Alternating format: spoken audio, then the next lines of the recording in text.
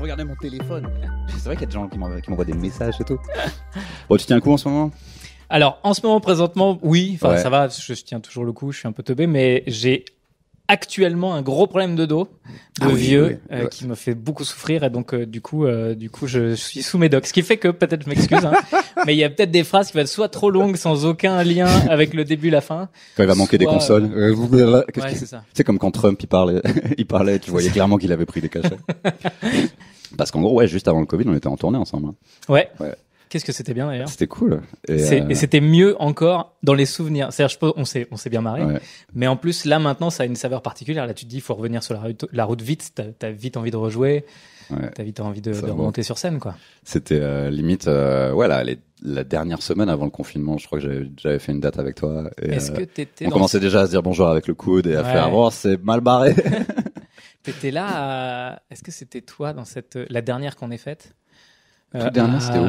C'était je sais plus, c'était un dimanche 8 mars, donc journée internationale des droits des femmes, et on jouait dans un théâtre, et en fait, les loges, c'était des préfabriqués derrière. C'était moi, c'était là. Toi. Parce qu'en gros, t'as réussi à, ce que t'as fait, il y a des gens qui ont vraiment, que depuis le confinement, ils font plus rien et ils attendent vraiment que ça reprenne pour, tu vois, j'avais parlé à Jason ou des mecs comme ça qui font, moi, j'attends que ça reprenne. Et, toi, t'as assez vite commencé à faire du stand-up chez toi, il me semble. Ouais, c'est vrai. Mais je crois que c'est parce que, j'ai vraiment une double frustration. Je pensais pas que je l'aurais à ce point-là. Déjà, premièrement, d'abord, j'ai tout arrêté. À la Jason, justement, où je me suis dit, de toute façon, si tu veux, j'ai besoin de scène, j'ai besoin de gens, j'ai besoin de tout ça. Ouais. Et puis, je me suis rendu compte que, au-delà de la frustration de pas avoir de gens et de pas avoir de public, il y a aussi la frustration de pas écrire. Qui fait qu'au bout de 6 mois, enfin, c'est même pas 6 mois, parce qu'on s'est arrêté en mars et en juin, j'ai commencé à reprendre des stand-up dans les salles vides d'abord. Parce que je me disais, mais en fait, j'ai aussi une frustration d'écriture, quoi. J'ai l'impression de me perdre, j'ai l'impression que je vais devoir tout réapprendre, j'ai l'impression que je sais plus, j'ai plus de rythmique, je sais plus faire. T'avais jamais pris de pause, en fait, finalement. Non, très peu, Depuis 2007. Ouais, c'est ça. En fait, c'est ça. Je suis vraiment en bourrin. Et puis, quand ça s'est arrêté, je me suis dit, oh, cool. Et au bout de 3 semaines, j'ai eu un truc de, mais qu'est-ce que je fais, du coup? C'est quoi ma vie, hormis le fait que j'ai des enfants et que j'ai une femme avec qui j'ai envie de passer du temps. Mais tu les nourris en faisant du stand-up, donc. Et voilà. Bon, c'est pas avec mes stand-up de salon que je les nourris, mais au moins, moi, je nourris mon cerveau, je réécris des trucs, et je me rends compte qu'il y a plein d'idées qui me traversent, quand j'écris pas, j'écris vraiment pas. J'adorerais être un gars qui attend l'inspiration, que l'inspiration elle tombe.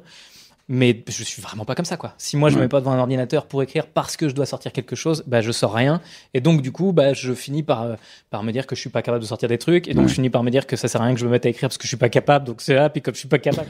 Et en fait, je me dis c'est quoi? Tu te fous une heure après, tu t'inscris au Pôle Emploi, genre de toute façon, je sers à quoi? Pardon. Donc je me suis remis à écrire pour pallier ce manque d'écriture. Et puis en fait, ça me fait du bien l'écriture. J'ai appris plein de trucs en montage, les lumières, tout ça. Donc tu fais tout seul? Je faisais tout seul jusqu'à depuis que j'ai mal au dos. Là maintenant, j'ai rappelé Nico avec qui je travaille. En fait, l'écriture régulière, tu faisais déjà c'est un truc que tu faisais déjà dans le Dis donc Internet, c'est-à-dire que t'avais déjà une espèce d'alternative. Il y a pas que ton show, il y a aussi toi qui toutes les semaines fait un truc sur l'actu. Donc en fait, finalement, ça n'est qu'une continuation de ça. C'est ça. Mais donc en stoppant tout, tu perdais aussi ce truc-là. Quoi.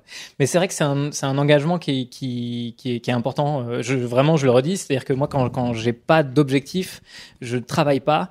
Et si je travaille pas, que je crée rien, je suis vite dégoûté de moi-même. Donc j'ai besoin de me coller quelque chose, sinon j'avance pas. Donc la scène, est-ce que ça fait en sorte que la scène te manque pas, ou t'es quand même genre bon, c'est sympa le stand-up de salon, mais j'en ai un peu marre.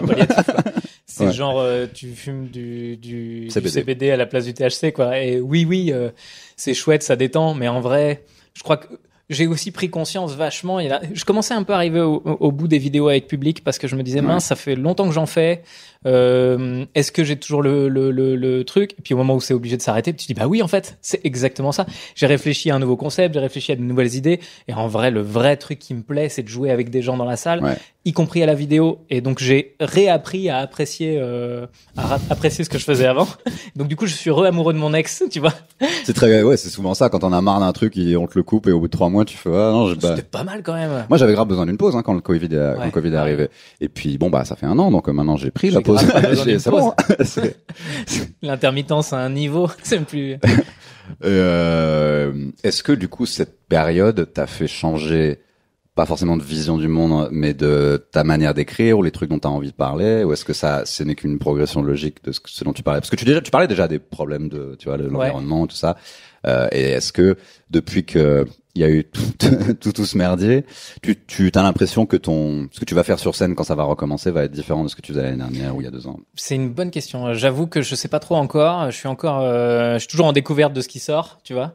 Mais je note que dans mes vidéos sur Internet, j'ai moins tendance à à parler politique et actu. Je me rends compte que quand même, là, le Covid m'a dégoûté de l'actualité. Vraiment. J'ai envie de la vomir, ces actus. Quand tu vois les gars qui montent sur le plateau pour toujours dire les mêmes trucs, toujours les mêmes. Plus, là. Ça fait 2-3 semaines où ils commencent le variant triple mutant. Oui, c'est ça. Bon, appelez-moi quand on est tous morts. Et, c'est ça. On est plus tard. Moi, j'en ai ras le cul de parler de la même chose. En plus, t'as l'impression de rajouter du bruit à du bruit. Et moi, c'est un des trucs qui me posait problème déjà à la fin de la saison précédente quand j'étais en public. Je me disais, mais merde, il y a un moment, à quel point c'est créatif et à quel point tu rajoutes du bruit au bruit. Oui, il y a des sujets sur lesquels il faut absolument prendre la parole et il faut pas non plus enfoncer toutes les portes ouvertes. Et en même temps, les portes elles sont pas forcément ouvertes, donc t'as plein de débats internes quand t'écris, où tu te dis j'ai besoin de parler de la pédophilie et puis de dédramatiser certaines choses, même si de décriminaliser un peu tous les pédophiles sont pas non plus, mais je veux dire vraiment de dédramatiser l'angoisse. Concrètement sur la pédophilie, c'est à chaque fois des choses horribles, c'est vraiment des douleurs incommensurables pour les familles.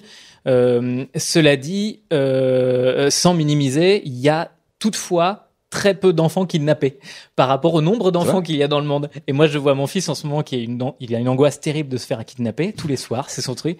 Alors j'ai beau lui expliquer que vraiment il a pas de valeur pour les gens par rapport à moi. Qui voudrait te kidnapper? C'est ça. Moi, je t'aime de tout mon cœur, mais les gens ils s'en foutent de toi. Hein. Vraiment, ils vont pas faire l'effort de monter au 4e étage pour te choper. Et donc voilà, il y a des fois il a vu Taken ou un truc comme ça. Non, même pas. Je pense que c'est ses potes. Tu sais, il a 10 ans et c'est le moment où... Et donc je pense que vraiment, à force de subir des informations comme celle-ci qui sont très anxiogènes, le Covid évidemment ça prend toute la place, mais je veux dire il y a plein d'informations anxiogènes, de trucs qui te tirent tout le temps. Et j'avais envie de traiter des choses un peu différemment. Malgré tout, la régularité d'écriture t'oblige à aller un petit peu vers l'actu. Donc j'essayais de m'en séparer et d'être un peu plus ancré social que actu. Et je pense que je vais dans cette direction-là. Mais maintenant, je sais pas, je suis un peu prisonnier. Mais très volontaire de la création, c'est-à-dire que tu vois, quand Bernard Madoff est mort, j'avais envie d'écrire dessus. Pour le coup, c'est de l'actu. Mia, qu'on a retrouvé cette semaine, j'avais envie d'écrire dessus. La Ligue et la Super League, j'avais envie d'écrire dessus. Donc bon. Parce qu'en fait, ce que tu faisais avant le Covid, c'était pendant ton spectacle, c'est un truc qui s'appelle Dis donc Internet, qui finalement, ça fait partie des trucs où c'était un peu c'est une innovation que personne n'avait fait, j'ai l'impression. Pour les gens qui connaissent pas, en gros, c'est est-ce que c'est à la fin de ton spectacle, je sais plus. Oui, c'est à la fin du spectacle. J'attends que les gens aient déjà ri. J'attends de les avoir convaincus avant de sortir la caméra. À la fin de ton spectacle, tu tournes le dos au public et du coup ça fait une vidéo, il y a toi face cam, le public derrière qui rigole. Exactement. Et tu fais ça, je crois, une fois par semaine en tournée. Les vendredis soirs, et on diffuse sur un écran géant pour que les gens dans la salle voient pas que mon cul. Et c'est vrai que dans cette situation-là, t'es un peu obligé de parler d'actu finalement, parce que si t'as besoin d'avoir de la matière toutes les semaines, il faut que ce soit bien drôle. Et puis il y a des moments, alors je parlais il y a eu plein de phases, c'est intéressant parce qu'il y a eu 5 saisons hein, donc je vois mon évolution. Ça que j'aime bien, c'est qu'au début je pensais que j'allais sortir des 5 minutes et au final je me rends compte qu'après 200 épisodes, j'ai sorti 1000 minutes. Et en 1000 minutes, tu vois le chemin psychologique de mon évolution, tu vois même l'évolution de certaines idées. C'est-à-dire qu'au début, j'étais un peu con sur certains sujets, puis je me suis éduqué, puis donc l'obligation d'écrire t'oblige à te renseigner, donc t'oblige à progresser dans tes choix et dans ton éditorial quoi. Et puis par exemple, tu vois, dans la 2e et 3e saison, je parlais énormément de perso. J'avais toujours 2-3 minutes sur une petite actu, un truc qui m'était arrivé à moi, et j'adorais écrire ça, c'était génial. Mais au bout de 3 saisons, j'avais raconté énormément de trucs qui m'étaient arrivés. J'avais plus de jus en fait quotidien. Quand t'as tourné, c'est ta vie parce que c'est quasiment ça. On faisait 4-5 dates par semaine, plus Paris, plus la production, plus le taf. J'avais juste finalement mes moments de répit, c'était avec les enfants.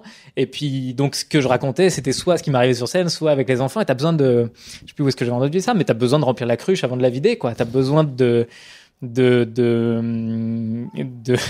un problème qu'on a beaucoup en fait. J'ai parlé avec beaucoup d'humoristes qui disent un peu la même chose, c'est qu'en fait si tu fais que ça, au bout d'un moment, t'as plus grand chose à raconter, exactement, tu vois. Quoi. En plus, moi, je faisais beaucoup de dates avec toi, mais en plus de ces dates-là, il y avait d'autres dates où, nous, demain, on va là-bas. Et ah oui, donc vous arrêtez jamais, quoi. Ouais. Moi, je vous revois vendredi, et vous, c'est genre non-stop, quoi. C'est vrai que ça tournait beaucoup, mais en même temps, c'est tellement génial. Ouais. C'est-à-dire qu'en fait, on prie tous pour arriver à ce stade-là. Moi, YouTube a changé ma vie il y a 5 ans quand j'ai commencé. C'est vraiment ça qui a... 2 ans après, on est parti en tournée pour la première fois et bam, on fait 70 dates, mais pleines à craquer. On commence à monter sur des jauges qui font plus de 1000 places et c'est complet des mois et des mois à l'avance. En fait, faut en profiter. Mais il y a Edune, t'en profites parce que tu sais pas combien de temps ça dure. Et à la fois, quel que soit le temps que ça dure, en vrai, juste, c'est du kiff. Moi, si je rejoue devant 50 personnes, ça me ferait autant plaisir que de jouer devant 1000.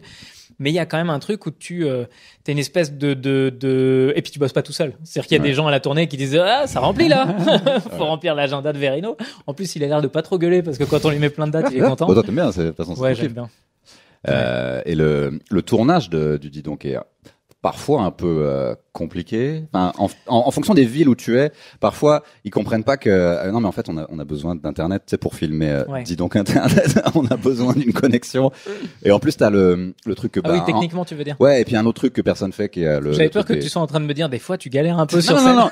Mais parce que moi j'ai vu des fois où ce pauvre Nicolas est en galère. Et toi t'es sur scène. Oui. Et ce qui est intéressant c'est qu'en fait moi comme évidemment j'ai jamais fait ça, dans ma tête je me dis si c'était moi je serais en panique s'il y avait un problème technique. Et toi je t'ai vu une fois tenir 20 minutes. Ah oui. Et comment tu te sens quand tu vois Nicolas derrière faire ça va prendre un peu plus de temps que prévu et t'es là avec 1000 personnes qui te regardent. Comment tu gères ça? Toi moi j'ai un vrai problème, c'est que je m'en fous totalement.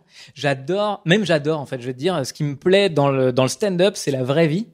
Et donc quand il y a quelque chose qui déconne, ça m'éclate, mais vraiment comme un gamin où d'un coup on te dit finalement c'est plus avec les balles bleues que tu vas jouer, c'est avec les balles rouges, qu'est-ce que tu fais quoi? Je vais faire autre chose. Et donc j'adore ces moments-là où finalement ça crée une tension. Je crois qu'il y a rien de mieux pour du stand-up et déclencher des rires, une vraie tension que toi tu crées avec ta baseline, c'est-à-dire que tu démarres ton histoire en mettant la tension nécessaire pour obtenir le rire.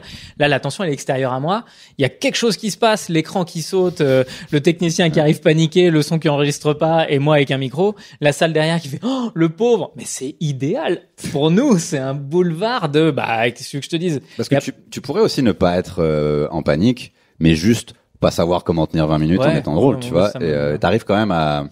Tu fais même pas genre particulièrement de l'impro, genre où tu sais le truc classique du vous faites quoi, tu fais quoi dans la vie, comment t'appelles. Même dans ces moments-là, tu fais pas ça. Je raconte ce qui se passe quoi.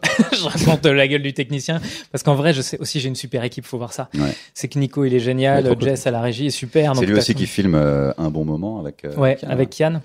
Et très drôle d'ailleurs cette histoire parce que Nico qui bosse avec plein de gens maintenant, c'est un gars que j'ai rencontré qui habitait à côté de chez moi et qui était étudiant et qui m'a vu un jour passer en trottinette avec mon fils parce que je l'emmenais à l'école. Il tweet un truc en disant Verino sur une trottinette rigolo et je regarde son profil, je me dis putain mais c'est qui ce gars qui me stalk, et je vois qu'il est étudiant monteur dans l'école à côté de chez moi à Montreuil. Du coup je lui envoie un tweet en disant si tu veux on se rencontre, j'ai besoin de quelqu'un, et puis ça fait 2014, 6 ans qu'on bosse ensemble. Ouais, je l'ai croisé, il avait 18-19 ans. Ouais. C'est un adulte, il habite avec sa meuf. Tu vois, c'est vraiment, j'ai l'impression que mon enfant est parti de chez moi. Et je suis hyper heureux parce que c'est un gars qui, au démarrage, c'était j'allais dire un bébé, c'est ridicule de dire ça parce que j'étais moi-même un enfant, tu vois, mais on a évolué ensemble sur ces caractéristiques techniques. Et puis c'est lui qui a capté mon spectacle VOD qui est sur mon site. On a fait plein de trucs ensemble. Il a accepté ma folie comme j'ai accepté la sienne, et puis après on a Jess à la régie qui est aussi béton. Donc c'est des gens, tu sais quand ça foire que c'est pas de la mauvaise volonté. Il y a rien de pire, ça foire et tout le monde s'en branle autour. Là tu dis les gars faites quelque chose. Là ça foire, je sais qu'il y a des gens qui sont en train de régler le problème. Moi il faut que je fasse en sorte que l'énergie soit toujours bonne dans la salle quoi. Moi en fait je me dis en te disant ça, je t'ai jamais vraiment vu faire. Tu sais ce que même moi il m'arrive de faire parfois où vraiment le truc de la drogue. Non ça je t'ai vu.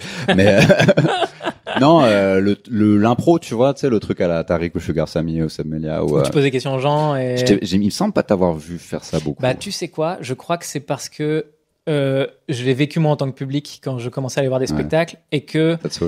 Je suis jamais tombé sur des gens vraiment très bons. J'adore le taf de Tariq, Seb et tout ça. Quand je vois leurs impros, je trouve génial. J'ai cité les seuls que je trouve vraiment bons là-dedans. Ils sont vraiment très très bons. Mais moi, j'ai déjà vécu des spectacles dans 50 places où le gars, il te chope. Moi, j'ai un peu de répartie, j'ai envie de machin.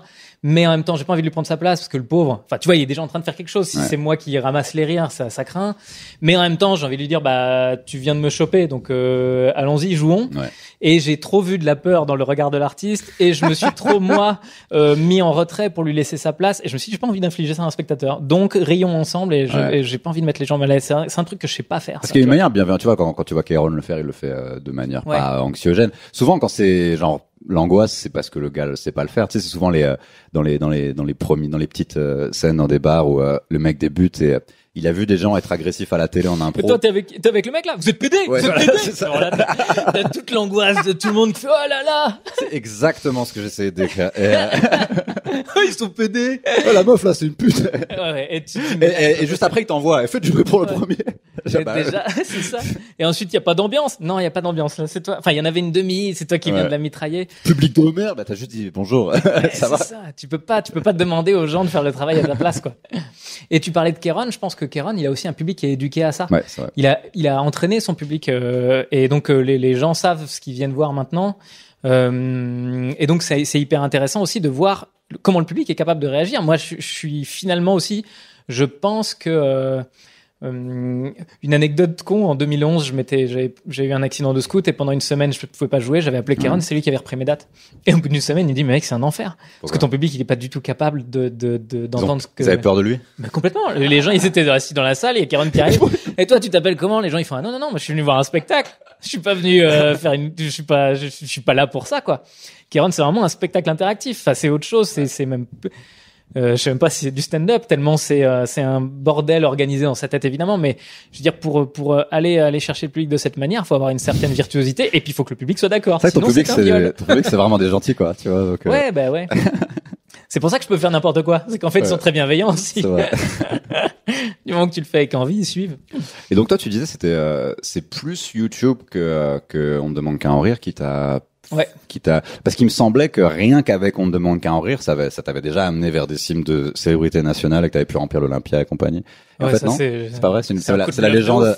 C'est mon coup de bluff. Je peux le dire maintenant, c'était il y a 8 ans. Parce que moi, en fait, quand on regarde, quand on se renseigne un peu sur toi, on fait, et donc il a commencé, genre, 4 ans après, il faisait l'Olympia. Ouais. Mais vraiment, coup de bluff. Je veux dire, l'Olympia, moi, ça a été mon truc. J'arrive dans On ne demande qu'à en rire. Il y a déjà une dizaine de gars installés. J'arrive en saison 2. Donc, t'as tous les Kev Adams, Olivier de Benoît, de sa mère, qui sont hyper forts, qui se démarrent hyper bien dans l'émission. Moi, je vois bien que dans l'émission, je suis dans le ventre, je veux dire, je suis dans le deuxième tiers de tête, quoi. C'est-à-dire que, une fois que t'as vu tous tes préférés, il y a Verino qui débarque, ok, on y va. Et je me dis, c'est quand même con parce que, je laisse passer la voiture. C'est pas grave. Les gens savent qu'on est sur une planète avec. Où il y a que des pimpons. C'est pas un vrai studio dans un sous-sol. Voilà. Et voilà, le secret est lâché. Donc, si on ne demande qu'à en rire, je sais que je bénéficie pas du truc. Enfin, c'est con, mais j'aime bien être désiré. Moi, je crois que je suis une petite chose aussi. Mais est-ce que c'est vrai ce que tu dis ou c'est genre comme moi, je me dis je suis une merde et en fait non, tu vois, c'est. Ah, peut-être. Il y avait quand même beaucoup de gens qui étaient contents de te voir dans cette émission. Ouais, peut-être, mais globalement, moi, je préférais voir les autres. Est-ce que toi, t'entendais, faites du bruit pour Kev Adams, et maintenant Verino. Bah, il y a un peu de ça. Il y a aussi le truc que toi, tu vois tes copains et tu dis, putain, ils sont vraiment forts dans l'émission. Ouais. Moi, j'ai toujours prêté une attention particulière à mes spectacles, mais dans l'émission, je me sentais pas très bien sur 5 minutes. C'est un exercice très compliqué, hein. C'était hyper difficile. Un exercice dans lequel j'avais pas envie j'avais pas envie de passer à côté. En même temps, j'avais pris la décision de le faire. Et puis en même temps, je prenais la décision, mais c'était ta décision. C'est pas toujours le cas. Je rentrais à la maison, ma meuf, elle me disait, mais mec, arrête, c'est nul. Enfin, vraiment. Tu sais que c'est l'inverse de ce que, parce qu'en gros, pour moi, t'es un des rares avec genre Donald Jackson peut-être qui ont un bon souvenir de cette émission, à qui j'ai parlé en tout cas. Après, je sais qu'il y en a plein. Et souvent, on m'a raconté que c'était beaucoup les producteurs ou les gens, là, qui en l'occurrence, on pourrait dire que c'était la femme, mais en gros que c'est, on t'oblige à y aller, quoi. Tu vois. Et toi, c'était vraiment ta décision, genre, je veux y aller. Bah, c'est pas que j'avais envie d'aller dans l'émission, c'est juste que je suis pas trop con, quoi. Tu regardes le train et tu dis, ah, c'est marrant, il y a beaucoup de wagons qui passent là, hein. Je suis pas dedans, hein. Et donc, en fait, c'était la seule opportunité à ce moment-là. Oui, donc moi, je suis très pragmatique aussi. Mon côté producteur qui me dit, bah, mec, là, il y a un wagon rempli d'humoristes. Est-ce que t'es dedans ou est-ce que t'es pas dedans? Après, j'aurais pu, je pense, ne pas y aller, mais ça m'a permis déjà d'être un peu plus soulagé parce que dans un premier temps, tu vis aussi ta vie avec ça parce qu'il y a un. Ça a quand même créé une base de public. Ça crée une base de pas public. Pas forcément celle que tu bah, voulais. C'est ça. Et c'est pour ça que YouTube derrière a complètement renouvelé. D'accord, donc c'est ça en fait. Donc en soi, j'ai pris, je pense, un petit peu de notoriété pour répondre à la question du début. C'est-à-dire, j'ai pris un peu de notoriété, mais d'un public qui venait un peu voir la collection. Il y avait, je pense, je me dis qu'il y avait toujours, parmi tous ces gens-là, 15% de gens qui avaient vraiment très envie de me voir. Et le reste, c'était des gens qui, grosso modo, découvraient des humoristes. Et je les aime, ces gens-là. Merci d'être venus. Mais c'était pas les gens que je touchais en plein cœur. Et donc, je me disais, comment faire pour toucher les gens en plein cœur? Créer ma propre chaîne et tout ça. Alors, au début, t'as 2000 abonnés et quand t'as de la chance. Et puis, je suis presque à 2000 là. Ça va monter, puis après tu seras comme un dingue parce que tu seras tout seul et que tu n'auras plus besoin de personne. Il paraît que les premiers milliers sont les plus durs à avoir. Ils sont hyper durs. Moi, je crois que j'ai galéré. J'ai un souvenir, genre j'ai dû mettre 2 ans pour arriver à 20 000 abonnés. Et quand je suis arrivé à 20 000 abonnés, j'étais en mode personne me fait chier. Tranquille après. Je suis le roi du monde. Ouais, c'est ça, parce que j'ai même j'ai des collègues qui ont vraiment beaucoup plus que ça, 100 000 et tout. Même toi, t'as genre 400 000 à ce stade. Mais moi, je me dis, tu sais, déjà, si j'arrive à 20 000, tu sais, si je commence mon spectacle, c'est là, hein. Donc c'est 50 personnes. Donc j'ai pas besoin de... Le but, c'est d'avoir, enfin, encore une fois, oui, j'ai 400 000, mais il y a Fabien qui a 2 millions, il y a Pierre Cross qui en avait 4 millions. Tu vois, donc tu as toujours une marge supérieure, mais le vrai fond du truc, c'est de te dire qu'en fait, si t'as 20 000 qui veulent tous voir ton spectacle, en fait, la victoire, elle est là. T'as pas besoin d'avoir plus de 20 000, tu t'en fous. Moi, mes 400 000, je sais que je fais ma tournée avec et qu'ils viennent voir mes spectacles. Et enfin, c'est un bonheur.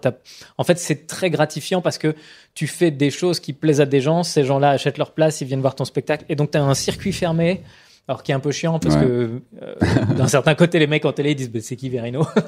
Mais est-ce que finalement, les médias, la manière dont était construit le monde médiatique à une époque où il y avait des gens qui étaient très connus de tout le monde. J'ai l'impression qu'il y a de moins en moins de gens qui sont connus de tout le monde, tu vois.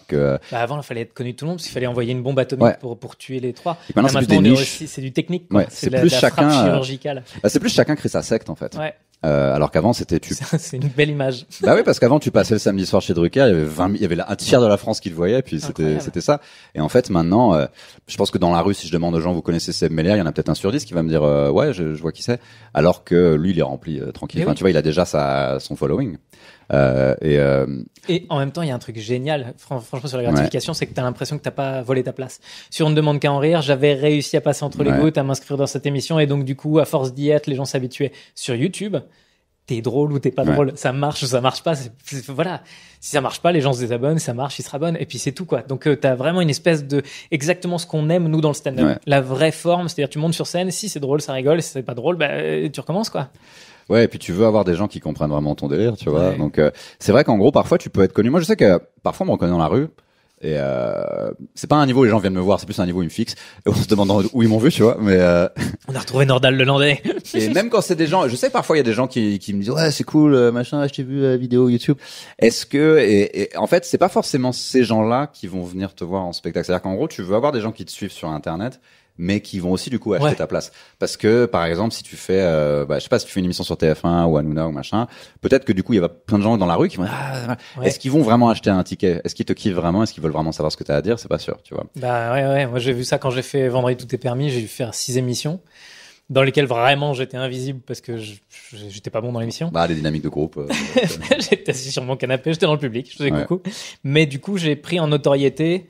C'est vraiment pendant les vacances. En plus, c'était diffusé pendant les vacances. Donc, tous les gens autour, t'étais là-bas. 10 millions de évidemment, ça m'a jamais apporté un payant. Parce qu'ils s'en foutent. Enfin, c'est des gens qui consomment autre chose.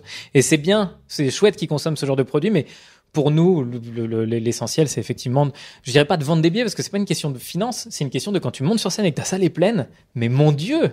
Mais l'énergie que t'as, quoi. L'énergie que t'as. Tu montes sur le plateau, les gens sont contents de te voir. Génial. On demande rien d'autre. Et du coup, le spectacle que t'as essayé de faire, parce que moi je me souviens entre les 2 confinements, il y avait la campagne d'affichage en plus l'affiche était trop cool. L'affiche elle était trop stylée. J'étais au sommet de ma vie. Comparé aux ailes et aux chiottes, c'était, tu vois, là c'était genre ça y est, il est. Et est-ce que t'as pu quand même faire quelques représentations? Ouais, j'ai fait 4 dates du coup. 4 dates. Ouais, 4 dates à la Nouvelle Ève. C'est con, j'aimais bien cette salle. Mais du coup, tout a été annulé. Vraiment, j'ai démarré le mercredi, là où Macron, il a dit, à partir de maintenant, il y a couvre-feu. Donc moi, toutes mes dates sautaient, j'étais à 21h30. Et on a tout reporté d'1 an. Au début, ça nous semblait loin. Puis en fait, c'est septembre prochain. Et en fait, tu te rends compte qu'avec un peu de chance, on y sera, quoi. Donc là, c'est reporté septembre prochain, ouais. C'est ça. Mais il va falloir que je réécrive les 2 tiers du spectacle parce qu'il est déjà obsolète, quoi. Déjà, t'avais dit ça la dernière fois. C'est-à-dire que, après la tournée se termine, il y a le Covid, tu reprends avec un spectacle. Déjà, il me semble, je l'ai pas vu, mais il me semble que t'avais déjà décidé que ça allait être complètement autre chose et que justement, t'allais parler un peu de. C'est pour ça que j'avais demandé si ça avait changé ton écriture et les trucs dont tu voulais parler. Ça a changé. J'ai l'impression que tu t'étais dit, ok, mon spectacle, ça y est, je l'ai déjà assez joué, maintenant je repars de zéro. Est-ce que t'as fait ça vraiment? Pas tout à fait. En fait, je me rends compte que j'évolue beaucoup en écriture. le spectacle, il y a des moments quand je me lasse d'un passage, je l'enlève et je rajoute autre chose. Ou alors il y a une impro qui marche, qui me fait penser à un truc, puis je l'écris, puis en fait du coup j'enlève. Et je pense que depuis le début de ma carrière, j'ai dû faire 6 ou 7 spectacles et j'en ai capté 2, tu vois. Donc je me dis c'est dommage aussi de rater les intermédiaires. Et ça c'est vachement intéressant parce que c'est même pas officiel, c'est-à-dire que c'est pas un truc que si on regarde Verino sur internet, on dit pas, on voit pas qu'il a fait 7 spectacles. Non, pas du tout. C'est donc en gros c'est la manière, ce qu'on appelle un spectacle dans le marché, c'est genre venez me voir, mais en gros tu mets ce que tu veux dedans, quoi. Moi je vends du Verino et en fonction du moment où tu viens, tu peux venir à la première date du spectacle et à la dernière date, ce sera complètement différent. Et comment tu définis à quel moment tu changes le titre alors? C'est un enfer, c'est mon plus gros problème. C'est quand il y a plus aucune, quand t'es arrivé à 100% de nouvelles vannes, tu fais bon là on peut dire que c'est quoi la démarche a été différente. Là je m'installe plus. Hein. J'ai changé, je me suis dit sur ce spectacle-là, jusqu'à fin décembre, je m'étais pris une période de rodage au grand point virgule entre septembre et décembre. À partir de janvier, je rodais le nouveau spectacle, mais en ayant l'ancienne affiche. Parce que je m'étais dit, le temps d'écrire le spectacle, les gens voient les reliquats de l'ancien, qu'ils n'ont pas encore vu puisqu'il était en tournée avant et que, voilà. Et puis, je sais pas si c'est très clair ce que je viens de raconter, je finis à haut, voilà. Je mettrai les sous-titres. Mais en attendant, l'idée, c'était qu'entre janvier et juin, je fasse glisser tranquillement pour arriver en septembre avec quelque chose qui était prêt. Seulement, mars, ça s'arrête. Du coup, j'ai dû travailler à l'aveugle, machin. Je redémarre en septembre. Et puis, au bout de 4 représentations, c'était reterminé, quoi. Et ça fait bizarre parce que moi, je travaille tout le temps en étant sur scène. Là, d'un coup, je fais de la théorie. Je déteste ça. Pardon, je me suis éclaboussé. Comment ça, de la théorie? C'est-à-dire, j'écris en imaginant que ça va être marrant. C'est ça. C'est ce que je dis aussi. C'est genre, c'est des vannes fictives. Genre, c'est des vannes fantômes parce que je sais pas. Tu le fais, puis tu montes sur scène avec, puis les gens ils font oh non, c'était pas. Alors que toi tu te dis j'ai une putain de mécanique, mais en vrai le vrai truc du stand-up c'est avec les gens, c'est une discussion. Si t'as pas ton binôme, comment tu veux? Donc moi j'ai ça, là je travaille sans binôme, c'est un peu un enfer. J'ai écrit 3 spectacles, et je pense qu'il y a 3 vannes dedans. Et des fois tu pars dans des idées, ça va être vachement intéressant. Tu montes sur scène avec. J'ai écrit tout un passage sur la Chine et vraiment je l'ai rodé. Ça doit être une des dernières fois qu'on s'est vu ici. Et je venais avec mon passage sur la Chine. Clairement les gens dans la salle ils disent mais c'est pas notre problème. Vraiment pas du tout. Et moi j'étais là, mais bon, on est contre les Ouïghours. Non. C'est c'est ça. En plus, c'est en particulier sur les Ouïghours, c'est-à-dire que c'est des trucs d'actu où les gens peut-être ils ont tendance à se fermer parce qu'ils ont peut-être trop entendu. Envie de savoir. Ouais, et puis c'est un mot qu'ils ont trop entendu dans la journée, dans les infos. Même par exemple quand ça va reprendre. Je sais pas si toi tu vas parler beaucoup du Covid en soi, peut-être des conséquences autour. Mais parce que j'ai vu entre les 2 confinements qu'il y avait énormément de vannes sur le Covid et j'ai l'impression que c'était un peu toujours les mêmes et que c'était un peu les mêmes que je voyais sur Twitter. C'était hyper original les mêmes. Est-ce que non mais en fait je peux pas en vouloir aux gens parce que c'est ce qui se passe dans le monde à ce moment-là. Mais je me dis est-ce que les gens quand ça sera fini, j'ai l'impression qu'ils voudront plus même pas entendre le mot quoi, genre Covid. Genre non, c'est mort. J'ai l'impression parce que sur quelques dates qu'on avait faites avec Tania justement qui faisait ma première partie quand ça a repris. Il y avait un truc. Moi, je démarrais avec un 5 minutes sur le Covid et sur pas sur le Covid en soi, sur les absurdités autour. Ouais. Enfin, oui, sur le Covid.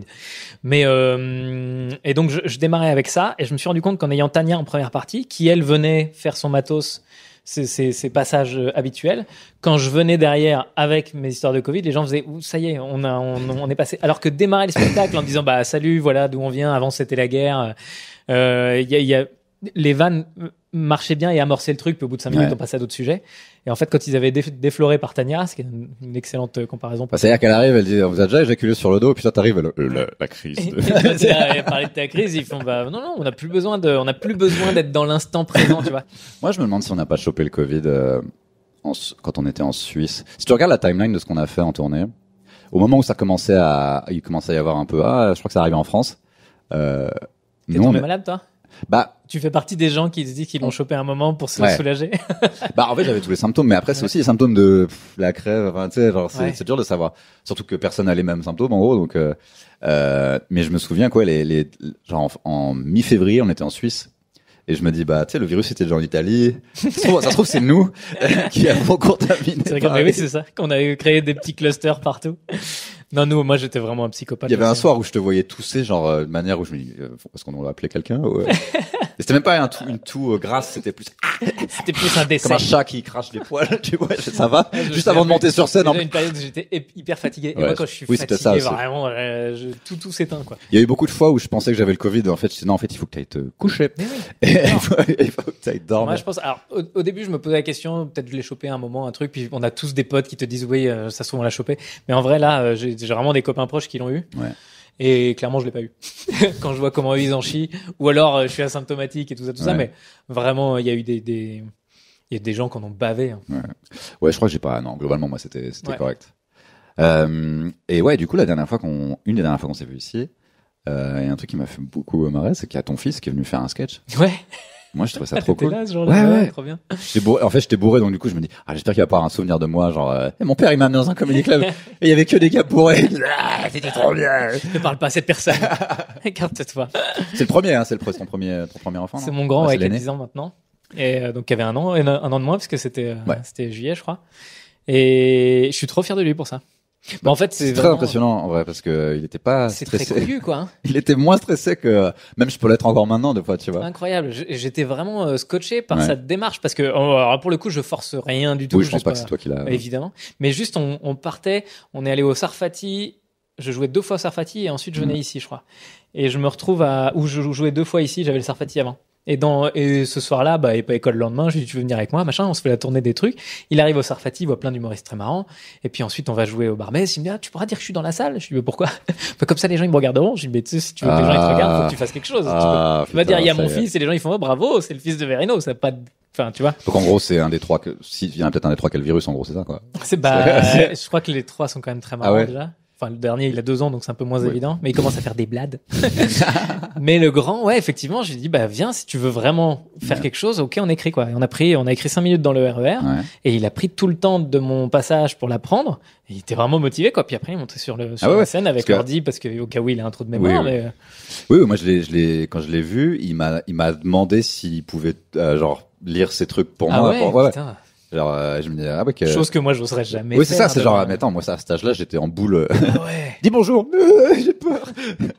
Et c'était vachement impressionnant parce que j'ai vraiment, à aucun moment, senti aucun stress. Bon, après, il était très concentré. À la fin, je l'ai vu, je l'ai vu tomber de, il a eu la grippe pendant 3 semaines après. Quand il est descendu dans les loges, il est sorti en mode bravo, il est descendu, il a descendu tous les escaliers, il a fait, papa! Il m'a fait un énorme câlin. Trop cool. Mais sur le moment, je pense il a une conscience de ce qu'il donne et donc il voulait pas non plus avoir l'air du gamin de 9 ans qui vient et qui se la pète. Donc il était très concerné par ça. Il me disait, je veux pas monter sur scène en faisant le crâneur, mais quand même faut que je sois sûr de moi, mais quand même, et je trouve qu'il s'en est bien sorti. Il était très Oui, parce qu'il avait pas besoin d'en faire le simple fait qu'il était là, parce qu'en plus il y a plein d'adultes dans la salle qui se disent, mais attends, mais moi je pourrais jamais faire ça. Enfin, c'est même le truc qu'on dit que même quand tu prends un bid, il y a les gens pour te rassurer, ils disent, mais attends, moi je pourrais jamais faire ça. Et ils mentent pas, en fait, c'est une peur. Non, c'est vraiment difficile. Une peur primale de parler en public, tu vois. Je crois que c'est numéro 1 même avant de mourir. Ouais. Chez les gens. C'était, tu sais, à la préhistoire, si tu parlais en public et que tu prenais un four, toute la tribu, elle faisait, dégage, hein, tu vas mourir de faim. Dans le groupe. Et on a encore les mêmes cerveaux de l'époque, tu vois. Et du coup, je pense que c'est ça qui a aussi impressionné les gens, c'était qu'en gros, même s'ils lisaient le texte sur l'ordi, c'était genre, putain, ils se démontent pas, quoi. J'étais impressionné, moi. Enfin, j'étais tout, vraiment. Tu penses que ça se produit comment? C'est genre naturel? Parce qu'après, c'est les enfants de musiciens, les enfants de cinéastes, souvent, ils ont peut-être envie de faire la même chose, tu vois. Moi, quand mon père était dessinateur, j'ai beaucoup dessiné à un moment. Ouais. Et tu penses que c'est évidemment comme ça que ça s'est produit ou que ça a rien à voir avec toi? Il aime pas ce que tu fais. Je crois qu'il s'en fout un peu. Ouais. Il a quelques potes qui lui parlent d'humoristes. Enfin, lui sur YouTube, ses potes lui parlent de des mecs qui ont des Squeezie, des machins et qui ont 10 millions d'abonnés. Donc, je suis vraiment pour lui. C'est gentil, papa. Mon père, il est YouTuber. Ah ouais. 400 000 abonnés, c'est bien, papa. Ouais. Mais en même temps, ça lui apprend aussi le où tu veux te placer. C'est-à-dire que moi, je veux pas 10 millions d'abonnés parce que je veux taper précis. Bon, après, s'il y a 10 millions de personnes qui se reconnaissent dans mon travail, c'est chouette, mais on n'est pas teubé. On sait qu'on fait des choses assez précises en stand-up en plus. Ouais. Et du coup, tu tapes moins large que voilà. Donc, j'ai pas envie d'être ultra populaire, ça m'intéresse pas, mais j'ai envie d'être populaire chez les gens qui peuvent m'aimer. Ouais. Et donc, j'ai ces discussions avec lui. Donc, je pense que lui, globalement, il voit comment je gère une carrière, il voit comment on est heureux. Je pense que c'est plus ça, à mon avis. Moi, je suis très, très heureux dans ma vie parce que je fais le métier qui me passionne, que je suis amoureux de ma femme et que j'ai 3 enfants que j'adore. Et donc, globalement, il y a un bonheur qui se dégage de ma life qui, je pense, il peut peut-être associer ça au boulot en se disant, putain, il est cool, mon père, il se marre bien dans son taf. Et du coup, là, il a quel âge? Là, il a 10 ans. Est-ce que si dans 8 ans, il fait parce qu'il aura plus la voix qui dit je veux pas faire d'études, je veux faire comme toi, tu fais quoi? Tu réagis comment? Tu le prends bien? Là, vraiment, il fait ce qu'il veut. Il fait ce qu'il veut, bon courage. Moi, je suis pour le coup... En fait, je saurais pas comment lui rendre service. C'est-à-dire, moi, mes parents m'ont dit fais pas ça. Ah ouais, clairement. Ouais, vraiment. Parce que moi, ils avaient déjà abandonné quand j'ai commencé. Démerde-toi. Fais un truc. Tu vas pas y arriver, mais fais quelque chose, s'il te plaît. Non, moi, vraiment, c'était, il y a pas de débouché, mais c'est de l'inquiétude de parents, tu vois. Bah, c'est classique. Ouais, voilà. Ouais. Mais d'un côté, ça m'a, d'une certaine manière, donné un peu une niaque, tu vois, de me dire, c'est quoi, en fait, plus tard, ils me diront, t'as raison, t'as eu raison, en fait. Et c'est vrai, aujourd'hui, quand ils me voient équilibré, ils disent, putain, mais en fait, oui, c'est ce qu'il fallait qu'ils fassent et ils sont très contents. Et peut-être que ce petit truc négatif m'a donné la niaque. Et peut-être que je serais pas capable de le donner à mon fils, ce qui fait qu'il sera un échec permanent. Il sera un gros naze. Il a été élevé dans trop de bonheur. C'est ça. Il se dit, mais qu'est-ce que je fasse après, là? C'est trop cool. Et tu sens les deux autres être un peu intéressés, parce que c'est vrai que ça doit être bizarre. Bon, tu sais, déjà, c'était bizarre pour moi d'avoir un père qui était dessinateur, dans le sens où, c'est déjà il travaille à la maison, et il rentre pas avec un attaché case, chez lui. Enfin, tu vois, c'est déjà un truc où, quand t'as des parents qui ont juste bossé dans un bureau, c'est déjà un peu extraterrestre. Donc, parfois moi, ça a toujours été possible dans ma tête de me dire, je peux être, artiste, entre guillemets, professionnellement, parce que mon père, il fait ça, tu vois. Donc, je pense que c'est ça aussi. Mais c'est très en tout cas, il y a un champ des possibles qui s'ouvre incroyable. Moi, mes parents, ma mère était prof de droit, mon père était à l'armée, et puis ensuite il a bossé dans des entreprises pour vendre des trucs. Franchement, le théâtre, c'était le dernier truc. J'étais jamais allé au théâtre de ma vie. Je veux être intermittent du spectacle. Je savais même pas qu'il y avait l'intermittence, moi. J'ai vu Jean-Marie Bigard à la télé, j'ai dit, putain, ça, le mec, il fait des blagues, ça a l'air de marcher, il a l'air content. Il fait rire des gens. Moi, j'adorais faire marrer les copains. Je me dis, vraiment, ça a l'air cool comme taf. Mais on n'avait pas du tout une culture de rien du tout. J'ai pris mes premiers cours de théâtre à 20 ans et je suis monté sur scène pour la première fois à 20 ans et demi, tu vois. Ouais. Donc, j'avais aucune expérience, rien. Et mais malgré tout, on était aussi dans la période. Moi, c'était le démarrage des trucs où ça devenait possible. T'avais la Starac, t'avais des gens qui devenaient des stars en quelques semaines en passant à la télé, ou alors ils étaient pas connus, puis d'un coup. Donc, tu disais en fait, il y a des portes qui s'ouvrent vachement. Ouais. Et donc le monde est en train d'évoluer. 10 ans plus tôt, ça avait l'air complètement opaque. Ouais. Jamais de ma vie je serais parti à Paris pour faire un truc. Je savais même pas par où passer. Déjà je savais pas à l'époque. Mais... C'est vrai que ça devient plus facile à concevoir. Et c'est plus facile maintenant pour un mec de 20 ans de se dire j'ai envie de faire du stand-up. Où est-ce qu'on va? Et c'est beaucoup plus simple que ça. Parce qu'avant tu disais genre comment on appelle Drucker? Exactement. Passe chez Ruquier, il y a souvent des jeunes là-bas. Ouais, merci du conseil. Super. Allô Ruquier? Ouais, non, nous c'était vraiment très opaque. Moi, quand je suis arrivé je suis arrivé à Paris en 2004, j'ai commencé à jouer en 2005 et j'ai découvert les plateaux parce que j'avais déjà mon spectacle et qu'il fallait que je remplisse et que le directeur de la salle m'avait dit tu sais qu'il y a des plateaux, tu peux faire 10 minutes. Ah ouais. Et là j'ai rencontré les humoristes et tout. Mais aujourd'hui, un gars qui démarre, il vient au Barbès. Il sait très bien. Oui, maintenant tu sais quelle est la marche à suivre. Tu vois. Voilà. Mais moi, quand j'ai commencé, c'était encore un peu.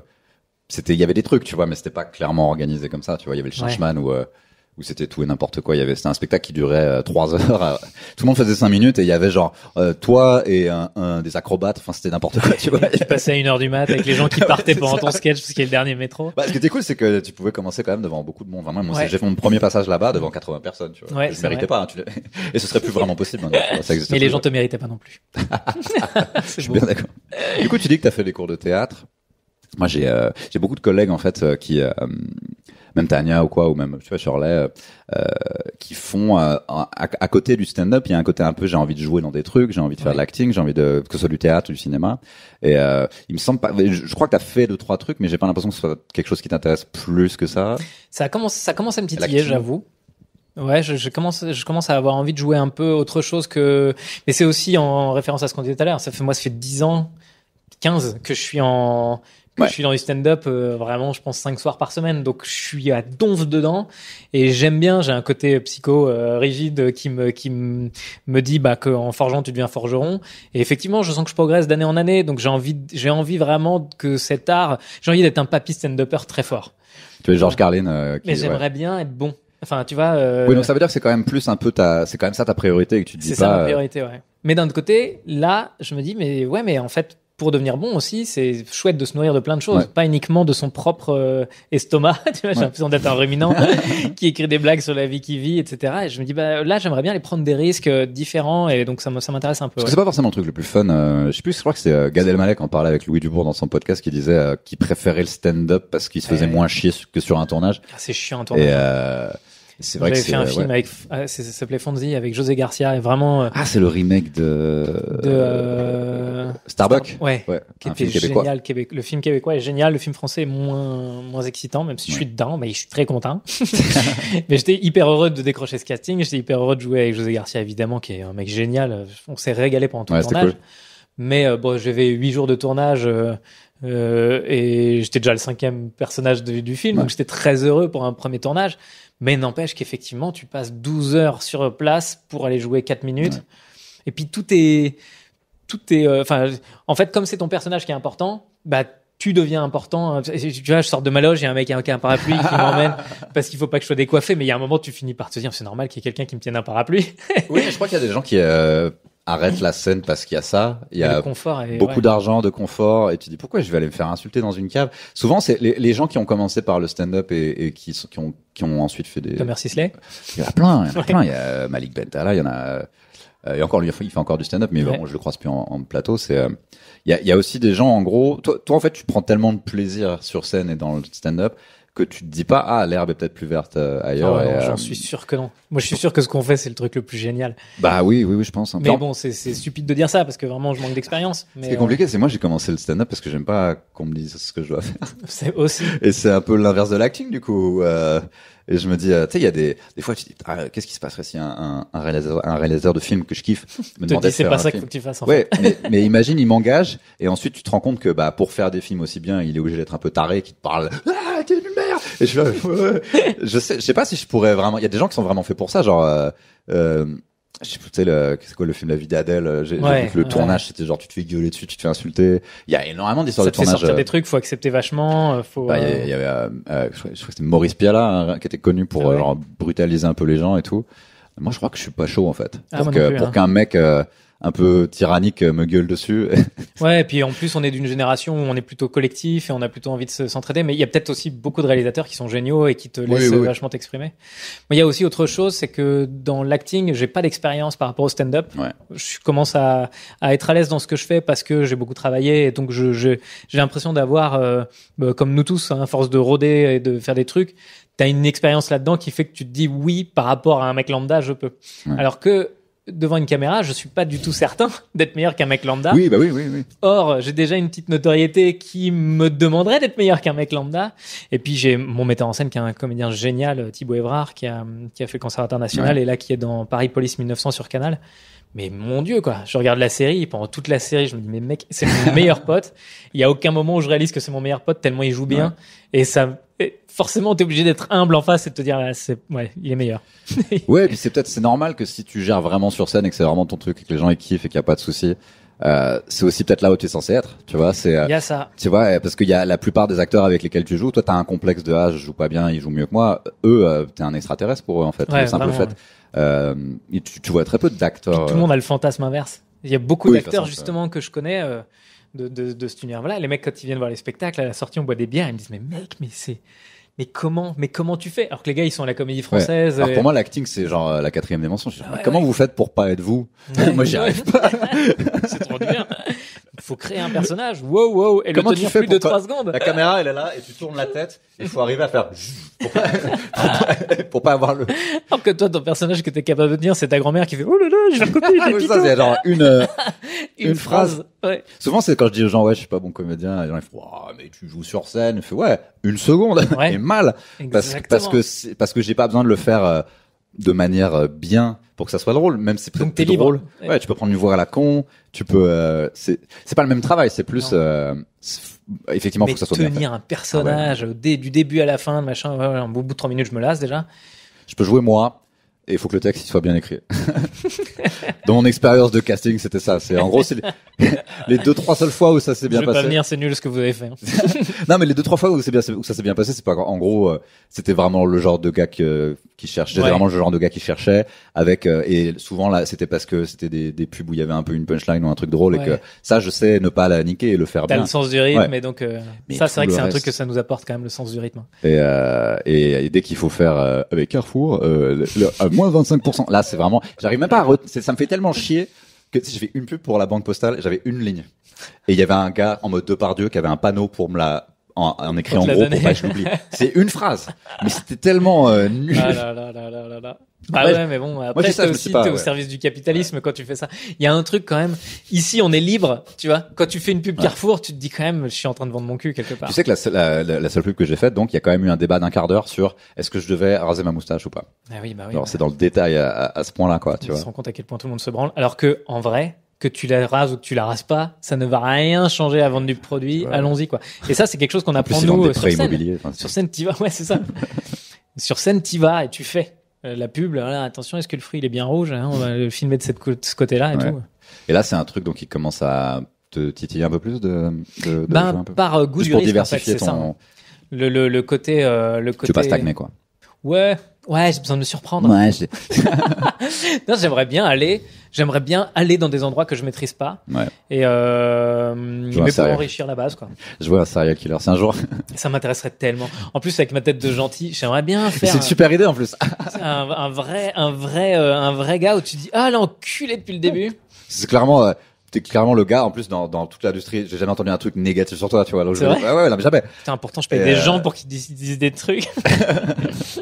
et je me dis, voilà, un truc qui serait cool. Parce que Michael Youn avait essayé de faire un truc un peu comme ça, mais il avait pas la même image que toi, vraiment, tu vois. C'était un peu un trublion, un peu. Oui, c'est ça. Moi, je suis pas du tout un trublion. Et toi, t'es plus un gars genre sympa. Et du coup, ce serait tellement une bonne idée. Je trouve ça super, moi. Limite, genre.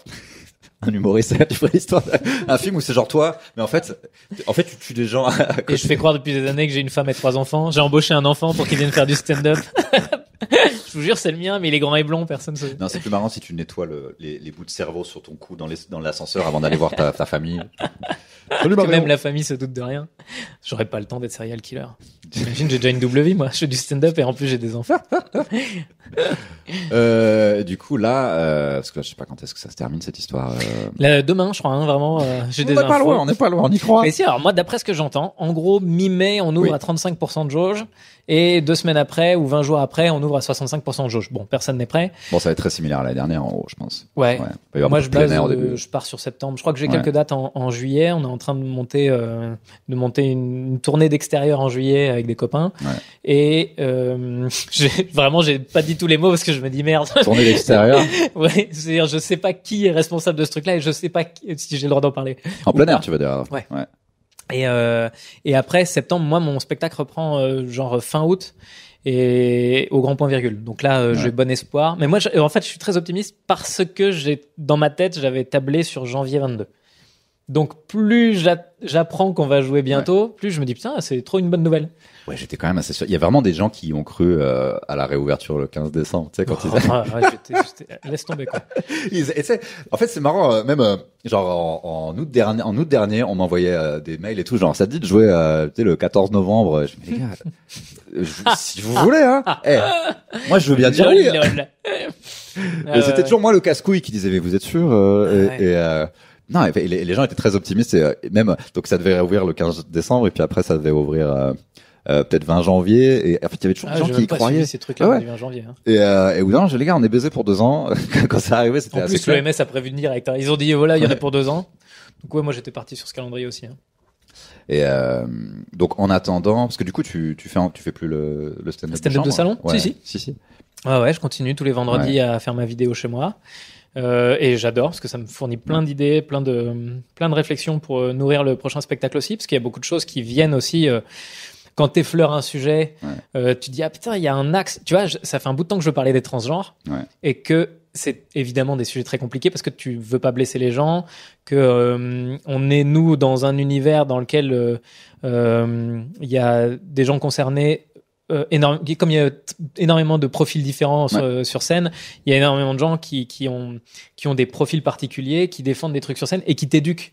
Et je pense à mes potes homosexuels ou même trans d'ailleurs, où tu te dis en fait là mon discours il a intérêt à être vraiment très solide parce que ces gens-là, j'ai pas envie qu'ils viennent me dire écoute, t'as mal traité le sujet, et t'es cis et t'es con.